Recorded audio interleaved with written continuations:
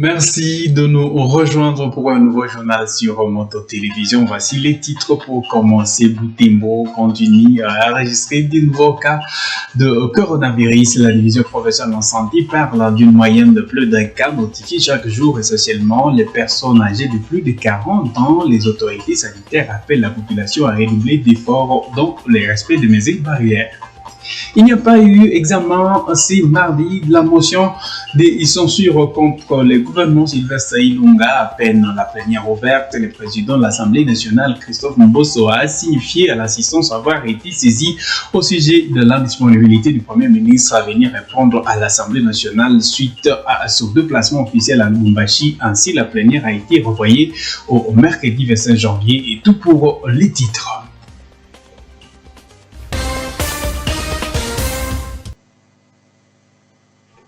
Ainsi que je vous le disais au sommaire, la ville de Butembo a enregistré 7 nouveaux cas positifs de COVID-19 dans ces 10 zones de santé, notamment Katoa et Butembo durant les 2 dernières semaines. Un autre cas ont été confirmés dans les zones de santé voisines. Cette situation de l'évolution du coronavirus a été présentée par la division provinciale de la santé en termes de Butembo au cours de son point de presse hebdomadaire tenu mardi 26 janvier 2021 grâce à Kakoko. Suite à ces situations épidémiologiques, le chef d'antenne de la DPS Guy Makelele appelle la population à redoubler d'efforts dans le respect des mesures barrières. Les personnes les plus affectées par la maladie à Covid-19 les 2 dernières semaines écoulées ont plus de 40 ans. Guy Makelele explique que les 18 cas confirmés enregistrés dans l'entité sanitaire qu'il contrôle font état d'une moyenne de plus d'un cas notifié chaque jour. Partant de la semaine du 11 au 17 janvier, nous avons enregistré au niveau de l'antenne DPS 9 nouveaux cas. De la semaine allant du 18 au 24, nous en avons aussi enregistré 9, faisant un total de 18 nouveaux cas enregistrés. Donc pour dire que c'est plus d'un cas que nous enregistrons chaque jour. La zone de santé de Béni en a enregistré 4, celle de Butembo 2, celle de Katoa 5, Moussénéné 4, Kamango 3. Avec une particularité selon laquelle Kamango enregistre de plus en plus de cas. De ces 18 cas, nous avons 11 femmes et 7 hommes. Mais lorsqu'on essaie d'aller en profondeur, on se rend compte que 50% des personnes ayant été contaminées ont plus de 50 ans. Un défi s'observe. Les mesures barrières ne sont plus respectées par nombreux habitants. Les coordinateurs de la DPS antenne de Butembo sollicitent l'engagement de la population dans les efforts de lutte contre la pandémie. Et le grand problème que vous savez, que vous connaissez tous, c'est vraiment le faible engagement de la population dans cette lutte. Ça, nous n'avons cessé de le dire, la population ne fournit pas d'efforts pour arriver à contrecarrer la propagation de la maladie. Nous le disons pourquoi? Parce que nous constatons que les mesures barrières, franchement, ne sont pas du tout respectées de manière générale. C'est très peu de gens qui fournissent un effort pour respecter les mesures barrières. Et avec ça, nous demandons la contribution de toute la population pour arriver à lutter contre cette maladie. C'est de respecter les gestes barrières, la distanciation physique, se laver régulièrement les mains à l'eau propre avec du savon ou utiliser le gel hydroalcoolique, tousser au niveau du pli de votre coude. Les 2 zones de santé de Katoa et Butembo qui couvrent la ville de Butembo ont enregistré jusqu'au dimanche 24 janvier 2021 212 cas positifs depuis l'apparition de la pandémie au pays. Et plus de 500 cas de violences sexuelles ont été déférés devant la justice. L'année 2020 a été la plus dangereuse pour des jeunes filles. Mais aussi dans la ville de Béni en 2020, c'est ce que révèlent les réseaux pour le droit de l'homme en Rideau. L'organisation précise que l'essentiel des cas ont été enregistrés pendant les confinements, période durant laquelle de jeunes filles étaient exposées aux abus de tout genre, faute d'occupation. Joël Tali. D'après le Rideau, l'année 2020 a été la plus dangereuse pour des jeunes filles de Butembo et Béni. Nombreuses d'entre elles ont été victimes d'abus sexuels. L'organisation affirme avoir enregistré plus de 500 cas de violences sexuelles déférés devant la justice dans les 2 villes. Des cas notifiés en majeure partie pendant le confinement, période durant laquelle les jeunes filles étaient exposées aux abus de tout genre, faute d'occupation.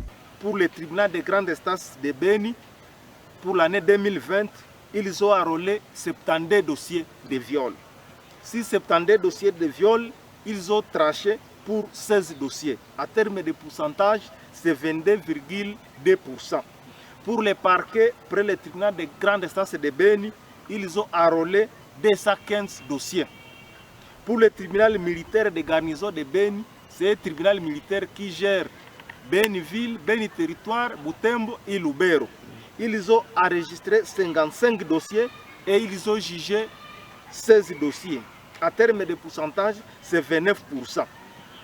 Pour le tribunal de grande instance de Butembo, ils ont enrôlé 69 dossiers et ils ont jugé 45 dossiers. Le parquet, près le tribunal de grande instance de Butembo, a réceptionné 177 dossiers de viol. Il y a une grande augmentation si on peut comparer aux données de 2019, bien que nous n'avons pas tellement fait allusion à ça, mais par rapport à l'année 2019, c'est moins que les cas que nous avions inventoriés pour l'année 2020.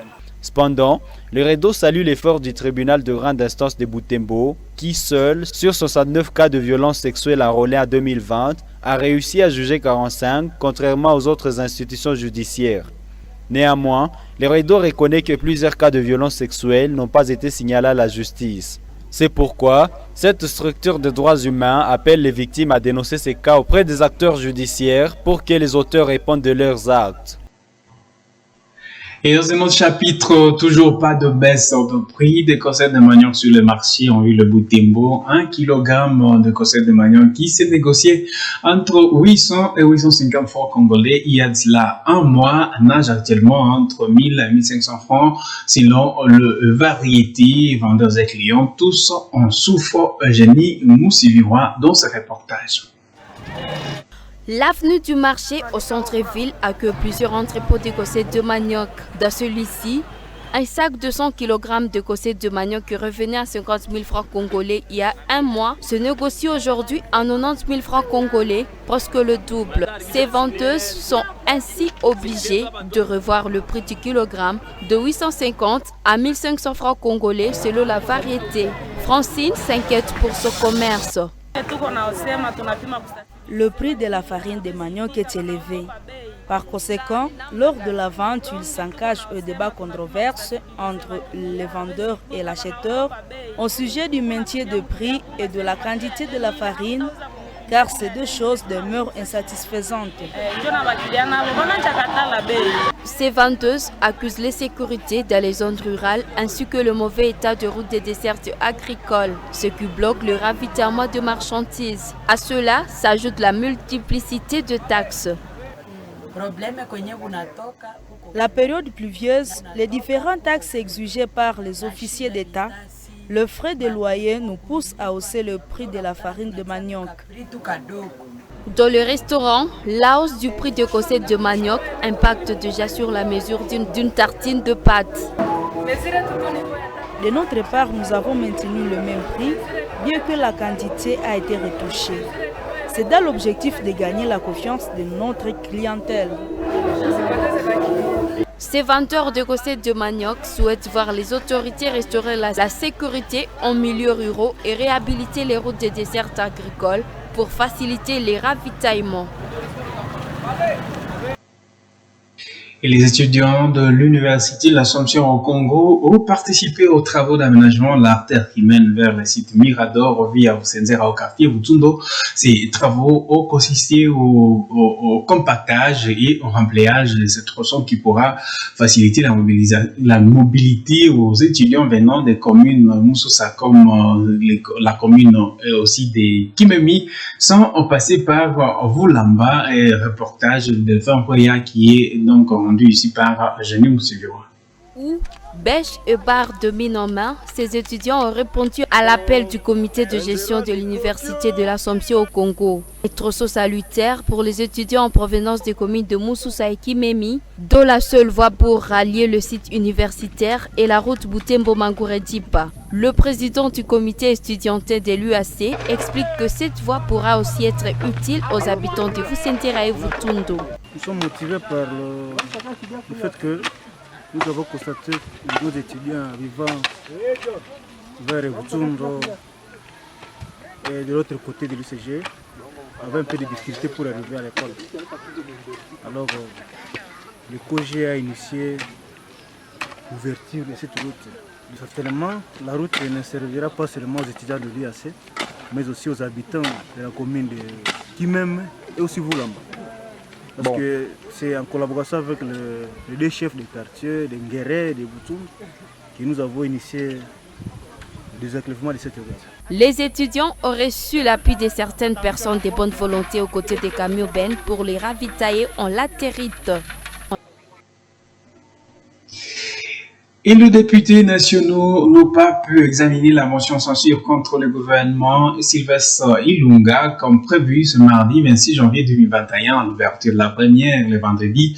Plutôt, c'est mardi, le président de l'Assemblée nationale, Christophe Mbosso, a signifié à l'assistance avoir été saisi au sujet de la disponibilité du Premier ministre à venir répondre à l'Assemblée nationale suite à une mission officielle qu'il a conduite à Lubumbashi dans le Haut-Katanga. L'examen, la motion a été donc renvoyée au mercredi 27 janvier suite à l'absence de Sylvestre Ilunga. Son ministre chargé des relations avec le Parlement, Deogracias Nkosu, avait signifié lundi dernier au bureau d'âge que Sylvestre Ilukamba ne sera pas présent. Il a même transmis la copie de l'ordre d'émission établie en faveur du Premier ministre, laquelle indique que Sylvestre Ilunga est en mission officielle de 3 jours à Lubumbashi où il a rencontré Joseph Kabila. Son ordre d'émission avait été signé par Gilbert Kakonde Malamba, vice-premier ministre, ministre de l'Intérieur, Sécurité, Affaires coutumières, et sa prise en charge a donc été assurée par les trésors publics sur les informations d'actualité.cd. Pour rappel, le Premier ministre Sylvestre Ilunga a été invité à venir répondre ce mardi à une motion de censure initiée contre ce gouvernement par les députés d'Assemblée pour la République de Moïse Katumbi, pétition qui a jusqu'à recueilli plus de 300 signatures de députés nationaux. D'ailleurs, ce mardi, tout était fait prêt pour le vote de la motion dans la salle 6 isoloirs ainsi qu'une a été déjà installée au perchoir.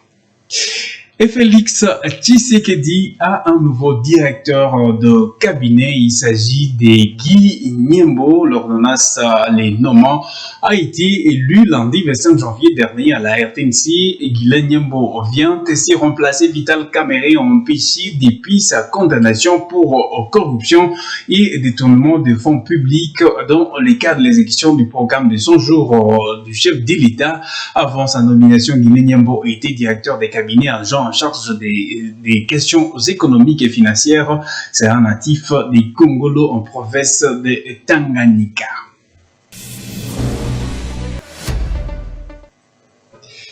Lundi 25 janvier, c'est la clôture de la 3e journée du groupe dans les groupes B au championnat d'Afrique des Nations CHAN Cameroun 2020. Cette journée a été marquée par la qualification de la RDC, leader de la poule B avec les Congo Brazza qui ont respectivement éliminé les Niger et la Libye. Joël Tali pour le détail. Disputées toutes à 21h, les deux rencontres vécues au stade national Amadou Ahidjo de Yaoundé et au stade Japoma de Douala. Au stade national de Ahidjo, la RDC enquête d'un seul match nul pour la qualification joué le Niger. Les Congolais de Kinshasa ont trouvé à premier le chemin de file à la 27e minute sur une tête de Dark Kabangu et c'est le premier but. Partis pour la première fois de ces CHAN avec un but d'avantage en mi-temps, les Congolais se sont fait rejoindre au score à la 75e minute. Ce n'est qu'au temps additionnel que les poulains de Pafil Mihayo vont encore se frayer une seconde occasion qui sera concrétisée par Massassi. Fin de la rencontre, la RDC occupe la première place de son groupe, synonyme de la qualification. Au stade de Japoma de Douala, les Diables Rouges de Congo-Brazza ont battu les Chevaliers de la Méditerranée de la Libye par le petit score d'un but. Victoire ayant permis aux Diables Rouges de décrocher le second et dernier billet qualificatif du groupe B pour les quarts de finale. La RDC, premier du groupe, croisera le Cameroun, deuxième du groupe A en quart de finale. Le Congo affrontera le Mali, premier du groupe A. Et voilà qui met terme à cette édition du journal. Merci à vous tous de l'avoir suivi. On se retrouve très prochainement.